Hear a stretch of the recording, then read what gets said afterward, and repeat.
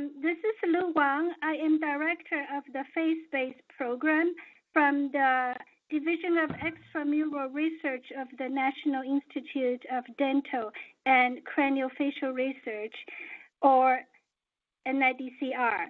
It is my pleasure to welcome everyone to the FaceBase 2 recap webinar. By way of introduction, I will just say a few words about the program's goal, history, and its next step. Next slide, please, Chris. So the program's primary goal is to advance craniofacial research by making large, integrated data sets on craniofacial development and dysmorphologies available to the wider scientific community. Next slide, please, Chris. Toward this goal, NIDCR has gone through 2 funding phases since year 2009, supporting the FaceBase data repository and knowledge base using a cooperative agreements funding mechanism. Essentially, the program has operated as a consortium of 2 main components, the hub and spoke components.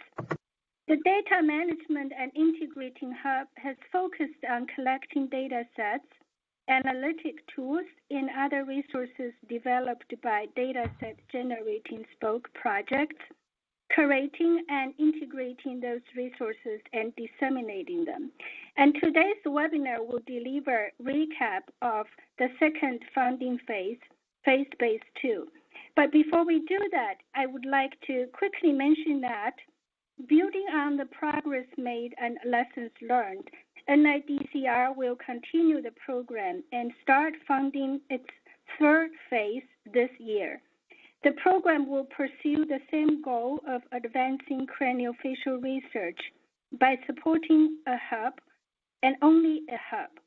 As in the past, the hub will continue to be responsible for integration and presentation of existing FaceBase data sets, development or adoption of new approaches for data search and visualization, and outreach to the wider research community.